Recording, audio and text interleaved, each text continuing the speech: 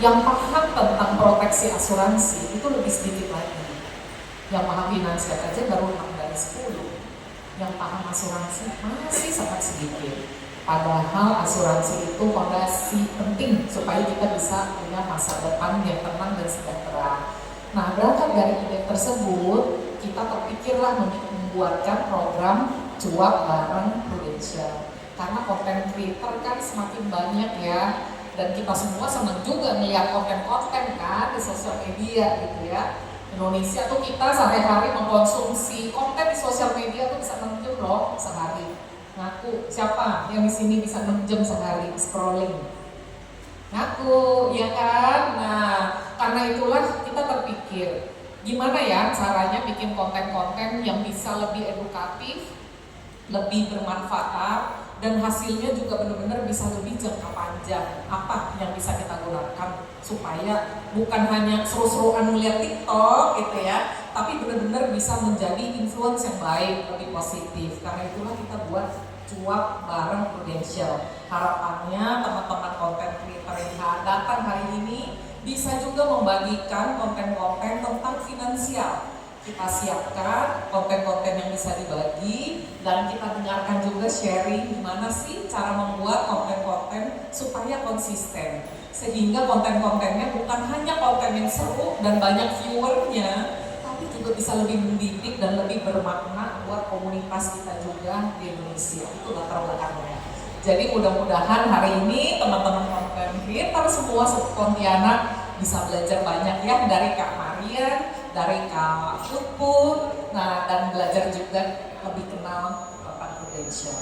Dari saya cukup itu aja, enjoy hari ini, mudah-mudahan kita semua bisa dapat teman-teman baru ya, dan belajar juga bagaimana konten-konten kita bisa lebih bermanfaat. Terima kasih. Oke, baik, terima kasih sekali. Tepuk tangan yang paling meriah untuk Ibu Karin dong.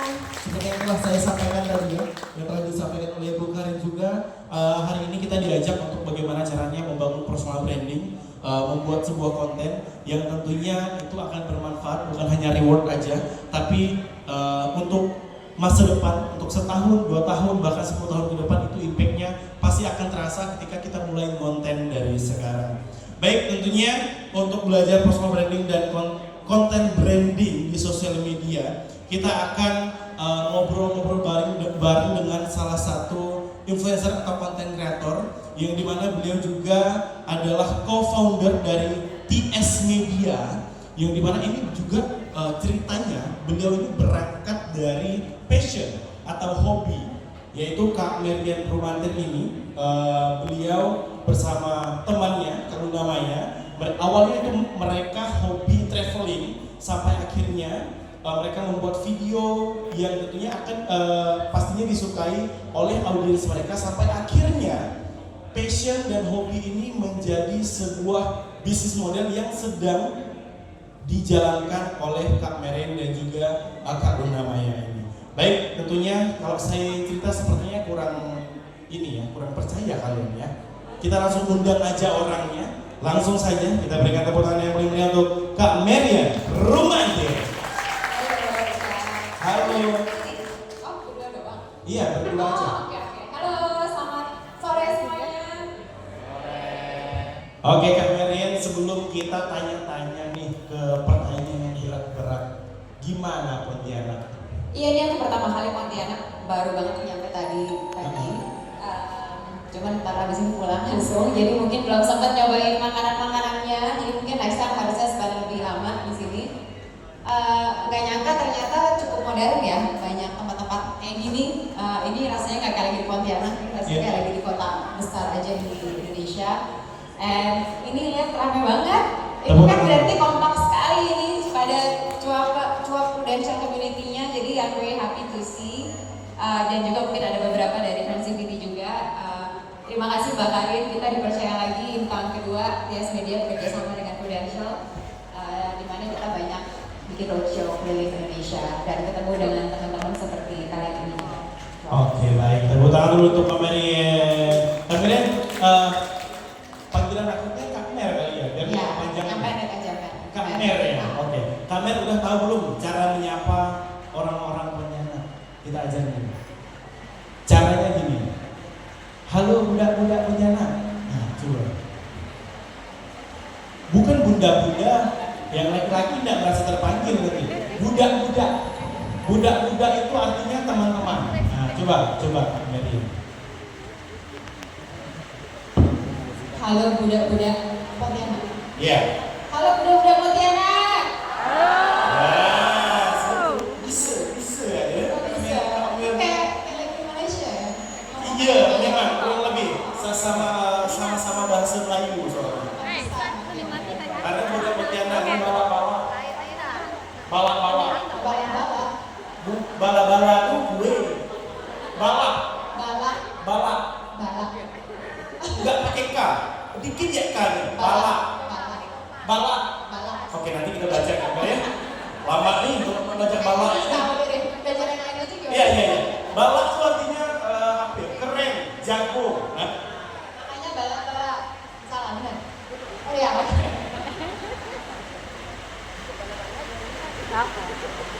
Oke, baik. Karena kita sudah belajar bahasa Pontianak, kita ke pertanyaannya, boleh Kak Mer ya. Mungkin dari teman-teman yang ada di sini masih belum tahu perjalanan Kak Mer itu seperti apa sih? Boleh diceritain nggak? Awal mula banget terbentuknya TS Media ini dari apa sih? Dan kok bisa kepikiran bikin jadi bisnis aja deh? Silakan. Oke, thank you. Sebenarnya TS Media tadi mungkin disebut sama Ica di awal berawal dari sebuah passion dan hobi. Jadi aku sama my partner Luna udah kenal mungkin dari tahun kita udah kenal di umur 9 tahun pokoknya 20 tahun lebih udah kenal, so we've been best friends since then. Terus saya kebetulan banyak menghabiskan waktu di luar negeri untuk tinggal dan kerja sekolah. Cuma kita tiap tahun pasti ketemu dan kita pasti nganterin dan lain-lain. Kita berdua sama-sama punya hobi traveling. Nah sekitar 8 tahun yang lalu saya balik lagi tinggal di Jakarta karena pekerjaan. Ya akhirnya satu kota lagi sama Luna gitu. Terus sebetulnya saya punya full time job itu running company lah. Tapi Luna waktu itu punya ide karena saya baru 3 tahun di Jakarta. Jadi kan kita berdua hobinya traveling. Kamu nggak bikin YouTube channel sama gue gitu. Buat apa gitu? Karena kan lo udah punya YouTube channel yang udah berjutaan subscribers gitu, ngapain bikin lagi? Bilang online nggak, kita bikin kita traveling aja, kita bikin angle-nya berbeda. Kebetulan sebagai hobi aku itu suka travel hacking. Ada yang tahu travel hacking itu apa? Now, so travel hacking itu adalah the art of collecting points and miles supaya bisa travel gratis. Jadi saya orangnya suka ngumpulin poin, ngumpulin kartu kredit, poin hotel dan lain-lain. Jadi udah sering banget traveling kemana-mana itu bisa terbang bisnis, terus pakai poin jadi nggak bayar. Itu namanya travel hacking. Nah, Luna tuh akhirnya banyak belajar dari aku karena dia become travel hacking juga. Terus kita bikin channel travel aja. Coba lu bisa share secret lo. Jadi waktu itu channelnya namanya Travel Secrets, namanya TS. Oh, TS itu Travel Secret. Iya, Oke, jadi dulu lanjut. namanya Travel Secrets di Instagramnya, YouTube-nya, dan lain-lain. Jadi awalnya kita cuma bikin YouTube, belum ada Instagram. Iya. So ini tahun 2019 akhir ya, sebelum pandemi mulai.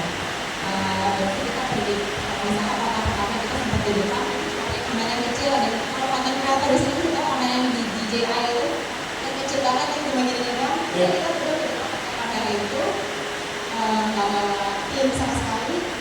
Kita vlogging aja ya. Tapi vlogging juga dari biasa sekarang. Jadi dari natural, dari authentic, first person point of view gitu. Jadi kita upload, kita juga nggak tahu ada yang nonton atau enggak.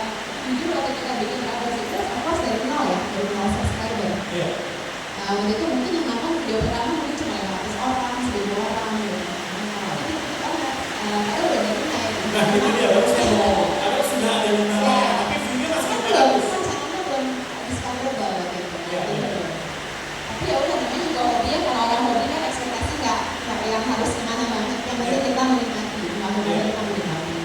Habis itu di awal tahun 2020, aku bilang sama Luna, sebetulnya di pekerjaan aku yang pertama ini aku punya banyak partner, ada partner asuransi, partner bank, partner lain-lain. Kalau nggak kita kerja sama aja sama mereka. Akhirnya kita disponsorin untuk pertama kalinya sama satu kartu kredit. Jadi bikinlah kita untuk perbankan kartu kredit itu berhubungan dengan kantor.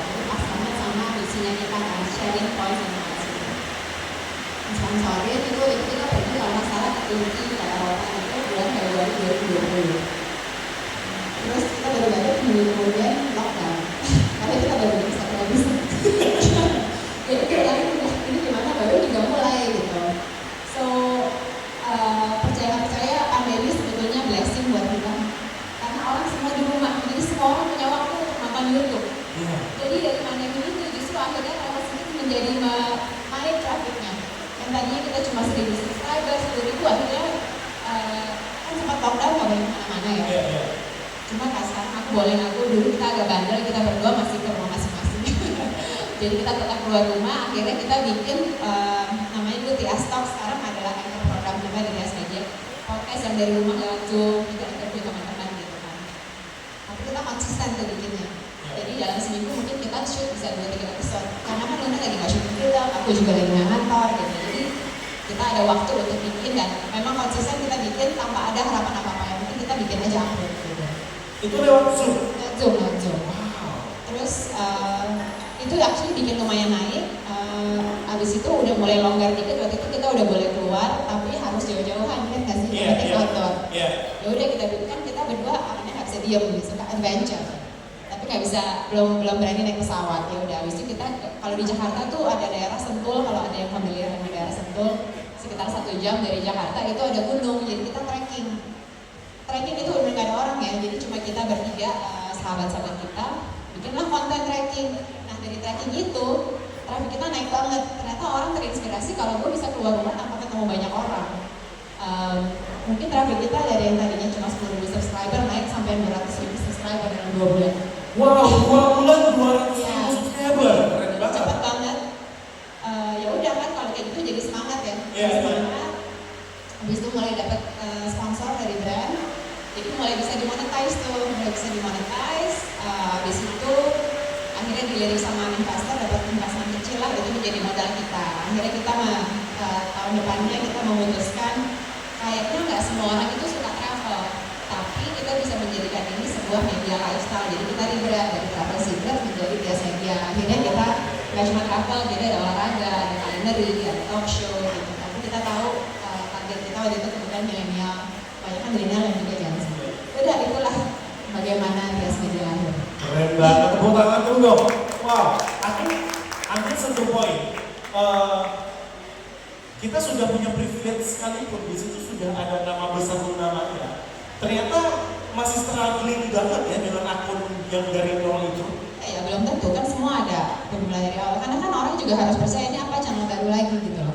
Tapi yang misi aku sama Luna kebetulan dari awal udah sama. Kalau bisa memang channel ini lebih sustainable, jangan terlalu tergantung sama kita, tapi lebih kepada program-program yang bisa di-host sama orang-orang lain. Jadi kalau kitanya lagi off, kita main badan, kita lagi mau cuti atau masih jalan. Terbukti sampai sekarang kalau misalnya kita lagi nggak ada di Jakarta, masih ada yang jalanin program-programnya, masih ada yang bisa host, masih ada yang bisa bawa, jadi produksi jalan terus. Oke, berarti poinnya adalah bukan membangun nama Luna Maya dan juga Kak Mel, tapi membangun TIAS Media-nya. Betul, betul. Oke, baik, luar biasa. Oke, kemudian aku punya satu pertanyaan nih, penasaran sih. Kalau seorang Luna Maya, itu kan memang entertainer ya, kita semua bahkan sudah tahu nama besar Luna Maya, ya kan? Untuk masuk ke dunia konten itu udah pasti gak asik, udah terbiasa dengan kamera, syuting, dan lain-lain. Untuk Kak Mel sendiri, backgroundnya tuh apa? Kok mau diajak konten? Karena gak semua orang yang tidak terbiasa dengan kamera tuh mau konten. Jujur awalnya aku nggak mau, aku bilang nggak mau, aku lebih suka di belakang kamera, aku nggak mau depan kamera. Udah nggak apa-apa, ini kan kita traveling. Akhirnya setuju, oke, aku akan berada di depan kamera if I can be myself. Which is traveling but diri sendiri. Terus kalau lagi hosting talk show juga diri sendiri, dan itu topiknya bukan tentang aku, tentang tamunya. Jadi bukan aku yang di highlight, which I like.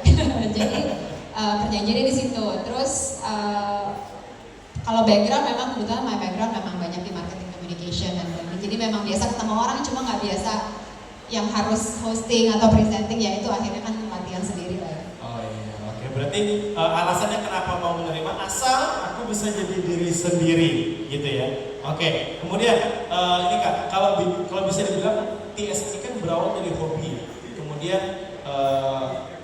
Kak Mer dan juga Kak Luna ini membangun TIAS untuk Kak Mer pribadi nih, membangun personal branding itu menentukan arahnya itu seperti apa Kak Mer? Apakah biarkan netizen melihat aku seperti apa? Atau Kak Mer sudah menyeting, oh nanti kalau nama aku sudah besar, netizen akan melihat aku seperti ini? Oke, mungkin kan ini ada beberapa entity ya, ada TIAS Media, ada personal ya. Iya. Kalau TS Media sendiri sebenarnya waktu kita mulai, kita tahu karena kita akan menjadi diri sendiri. Kita melakukan apa yang kita sukai, kita sharing sesuatu yang kita familiar gitu. Jadi it's very authentic dan juga semuanya real gitu. Kalau dibilang kita tahu tujuannya brandingnya apa untuk TS Media, jujur awalnya nggak begitu tahu. Yang kita tahu hanyalah this is gonna be a lifestyle media. Cuma the thing about personal branding itu adalah bukan bagaimana kita pengen present ourselves, tapi bagaimana audience lihat kita. Karena akhirnya TS Media sendiri brandingnya dilihat berdasarkan yang dipersif sama audience. Oh ternyata orang kalau ke TS Media pengen cari entertainment, pengen cari travel, pengen cari lifestyle, pengen lihat selebriti favoritnya, pengen belajar sesuatu gitu. Kalau dia mau cari yang horor-horor, dia udah tahu. Mau cari yang komedi, beda lagi. Mau cari yang lagi trending, yang sensasi, udah tahu. Misalnya ke Dedi lah, ke Denny gitu kan. Jadi ternyata kita tuh di-define sama audiens kita sendiri. Nah dari situ kita mulai mengembangkan. Tapi kalau ngomong personal branding, jujur orang tuh kalau ngomong personal branding selalu relatednya ke online ya. Online. Iya. Kalau dari aku personally ya, ini my own personal opinion, personal branding itu sebetulnya lebih penting di offline. Kenapa? Di offline dulu, kalau offline-nya belum solid, mendingan gak usah online dulu. Karena I think offline itu, terutama di mungkin teman-teman choppers dan agent prudential gitu ya, kita kan ketemu orang langsung sering ya.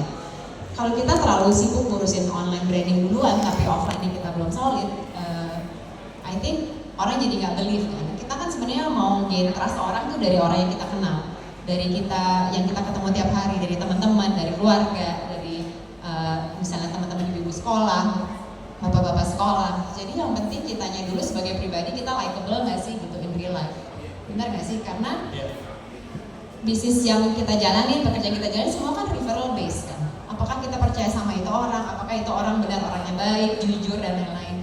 Dan itu dulu and I think akan ke-translate ke online. Saat kita bikin online, pasti orang-orang tuh akan support menurut aku.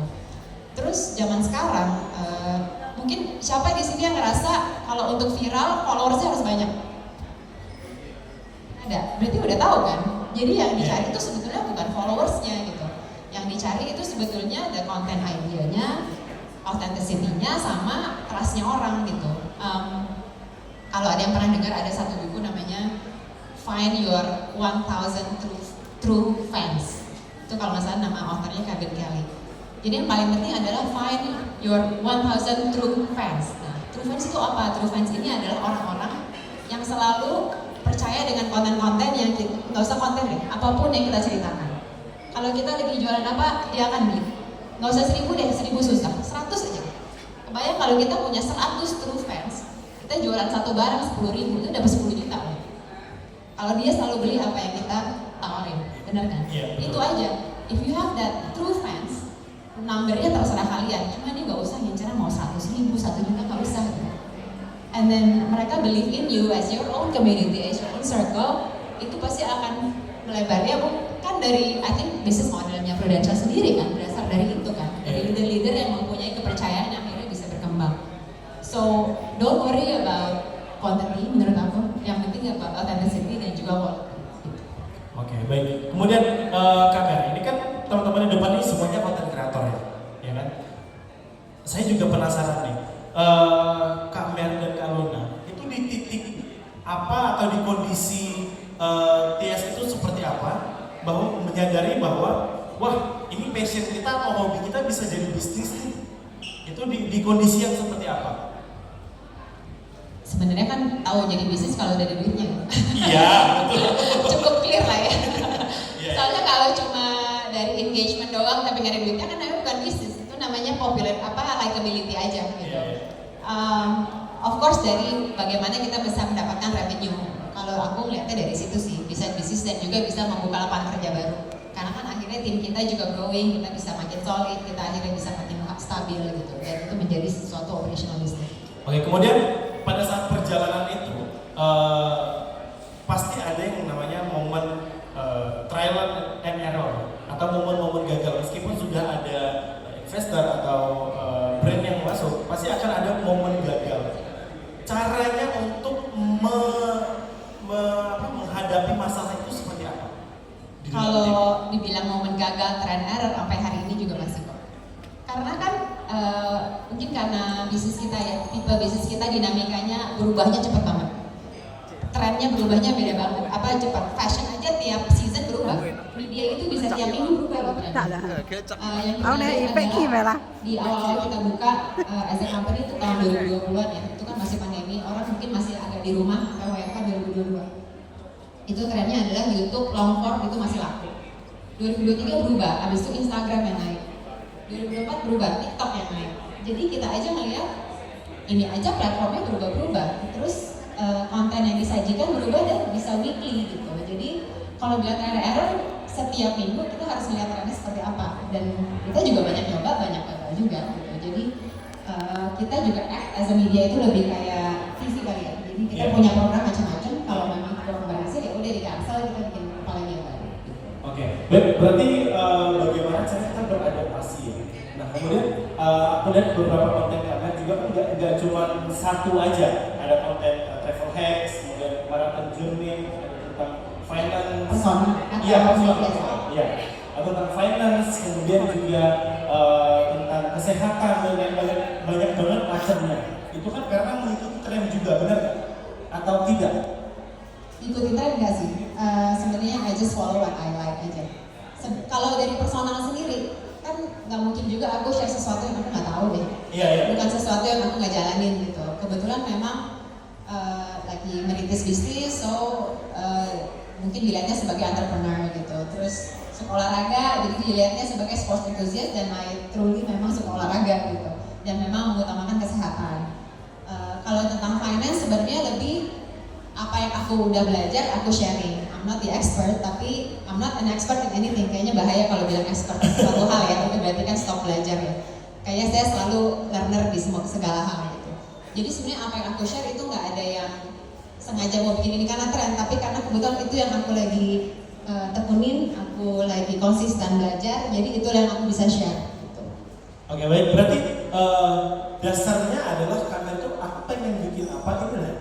Bikin gitu ya? Oke. Kira-kira begitu, dan aku juga memilih apa yang aku tayangkan atau tidak. Oke, kemudian audiens Kamer kan bisa dibilang beda-beda ya. Ada yang ikutin Kamer itu karena finansial, pengen tahu tentang finance, atau tentang olahraga, atau tentang kesehatan, atau memang suka aja melihat Kamer tuh bikin apa aja suka. Nah, itu pertanyaannya adalah Kamer memilih audiens. Aku pengen audiens yang seperti ini, tapi aku ingin menciptakan audiensku seperti apa?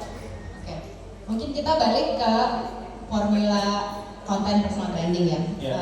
Kayaknya kalau kita, mungkin kalau bisa relate, please share juga.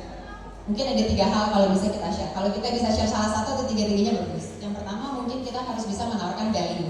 Value ini adalah dimana kita either teaching sesuatu yang baru, mengedukasi sesuatu ya kan yang kita udah belajar. Atau mau sharing information yang kalau bisa faktual ya, jangan sampai ke akurat. Yang kedua adalah relatability. Relatability ini menunjukkan human side-nya kita. Kalau kita tuh semua manusia, ya kan? Kita bisa salah, kita nggak perfect. Konten perfect itu juga nggak harus. Justru kalau yang ada jelek-jeleknya dikit justru bagus. Orang suka, oh she's a real person gitu. Yang ketiga adalah tadi apa? Value, relatability, sama aspirational. Aspirational adalah memberikan atau share sesuatu yang memberikan inspirasi gitu. Mungkin kalau dilihat dari aku sendiri apa yang aku post, kalau value kan mungkin apa yang aku belajar di pekerjaan, apa yang aku belajar di kehidupan. Kalau yang dari segi relatability adalah ya sehari-hari nggak selalu perfect kok gitu, dan aku nggak bisa posting tiap hari karena kenyataannya setiap hari harus kerja. Betul. Dan aku juga cuma bisa posting bisa kalau lagi traveling aja. Ketiga yaitu ya tadi adalah apa tadi yang ketiga? Relatability dan juga bukan value, relatability dan juga apa? Aspirational. Aspirational itu aku lebih sharing mengenai olahraga. Kalau ternyata perempuan seumur aku pun masih bisa kok olahraga setiap hari, masih bisa kok lari jarak jauh, masih bisa ikutan high rocks, masih bisa. Jadi mungkin teman-teman atau perempuan-perempuan yang belum pernah olahraga bisa kok it's never too late, karena aku salah satu yang kebetulan olahraga yang terlambat gitu. Jadi sesuatu yang inspirational dan juga orang bisa coba gitu. Itu sih kalau dari aku ya. Kalau bisa 3-3 bagus, cuma kalau bisa salah satu juga oke. Kan semua pilihan ya apa yang kita mau lain. Iya betul. Kemudian mungkin yang ada di hadapan kita ini belum tentu semuanya sudah mempunyai followers yang besar atau viewers yang besar, ya kan? Cuapers ini atau teman-teman di depan ini mungkin baru memulai ingin menjadi content creator. Mungkin ada salah satu atau beberapa yang bertanya kayak, aku ini signature-nya apa ya? Atau mau bikin niche-nya apa ya? Atau ciri khas ini apa ya? Itu gimana cara mencari aku itu seperti apa itu? Gimana caranya? Mungkin balik lagi kayak yang tadi aku mention ya, apa sih yang kita tahu atau yang kita sangat familiar. Kayak misalnya aku jago masak, mungkin aku share masak, mas saya aku nggak jago masak, jadi aku nggak pernah ada konten masak. Cuma mungkin yang jago masak bisa tuh. Jadi kita mungkin menentukan sendiri dulu apa sih what we are good at gitu. Dan orang akan percaya kalau kita share apa. Karena kalau aku tiba-tiba share jadi mekanik, orang kan pasti nggak ada yang percaya karena it's not me gitu. Jadi kita mungkin cari tahu dulu kita tuh sendiri apa sih, jagonya di mana, dan orang akan percaya kalau kita cerita tentang apa. Jadi orang yang kita ketemu di real life pun tahu, oh iya kan benar dia memang jago ini, oh memang benar nih orang suka olahraga, oh memang suka traveling, oh emang ini jago marketing, oh emang ini gitu. Jadi find one brand yang kalian lebih pengen di-discover seperti apa. Mungkin bisa kalau misalnya masing-masing ke Google gitu ya, dan Google namanya sendiri keluarlah misalnya punya TikTok, Instagram, kalian tuh pengennya dilihat sebagai apa sih? Mungkin dilihatnya itu dulu, karena at the end of the day audience kita akan define kita based on what we share. Dan kalau bisa konsisten, jadi kalau enggak yang penting ada clarity ya, ada clarity-nya, konsistensinya, dan juga authenticity. I think those three are very important. Ada satu poin nih yang saya yakin banyak banget konten kreator yang baru ataupun sudah lama pasti punya keresahan ini, konsisten kan? Tidak semua orang tuh bisa konsisten. Gimana sih caranya bisa konsisten bikin konten? Konsisten tuh nggak harus setiap hari ya. Oke. Kalau kayak aku mungkin aku nge-post bisa seminggu sekali. Iya. Story juga jujur kadang-kadang bukan aku yang nge-post juga story-nya gitu kan, dibantuin tim juga. Jadi konsisten itu nggak berarti kayak jangan quantity, it's more quality. Yang dibilang konsisten adalah konsisten brandingnya kan. Jadi jangan hari ini masak, besok horor, besoknya lagi otomotif atau apa ya gimana, itu memang nggak konsisten. So konsisten yang maksud aku adalah bukan masalah seberapa seringnya, tapi seberapa konsistennya brandingnya yang akan dilihat. Karena itu kan nanti akan terbuild, itu otomatis akan jadi discoverability yang berbeda. Gitu. Oke, baik. Kemudian nih, Kamer, sudah banyak sekali perjalanan yang Kamer udah lewatin tentunya sampai menciptakan karya seperti ini, ya kan? Dan juga sudah banyak achievement atau goals yang mungkin sudah tercapai. Pertanyaannya adalah, ada nggak achievement atau goals yang belum terchecklist? Dan gimana cara untuk mendapatkan goals tersebut? Ini dalam sisi apa? General aja. General aja. Kalau apa yang belum tercapai masih banyak banget. Masih banyak banget. Kayaknya kita semua doesn't matter mau di fase hidup yang mana, umur berapapun boleh kan ya, boleh bermimpi, boleh punya goal, ya kan. Apa yang belum tercapai banyak. Dua aja deh, dua. Sejujurnya mungkin karena saya juga lagi membangun bisnis ya, belum sampai ke financial freedom yang saya mau. Financial freedom itu berarti maksudnya setiap hari angkat kaki masih dapat duit otomatis ya. Saya masih harus kerja keras setiap hari. Dan pasti juga banyak yang relate ya, kita di sini juga kan banyak yang lagi merintis sesuatu atau lagi udah fase yang udah stabil. Cuma kan pasti akan ada lagi yang kita mau, dan nggak semua orang harus sama ya.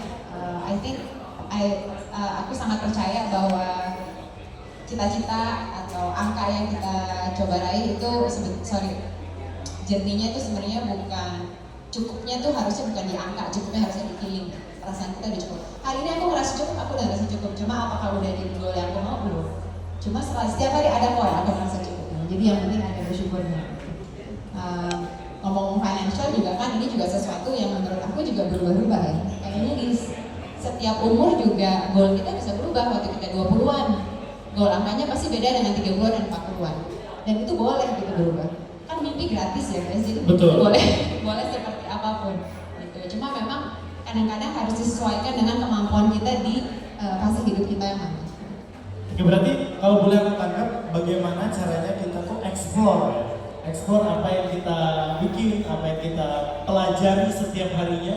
Karena seperti kita tahu juga namanya belajar kan tidak ada batas umur ya. Sampai kita habis dari dunia ini. Ya kan? Ya seperti teman-teman cuapers di acara ini juga tentunya pas banget kita belajar dari content creator dan juga bisa dapat rewards. Maka dari itu kita juga harus belajar gimana sih caranya bikin konten yang baik itu seperti apa, konten yang berkualitas itu seperti apa. Nah, baik kabar.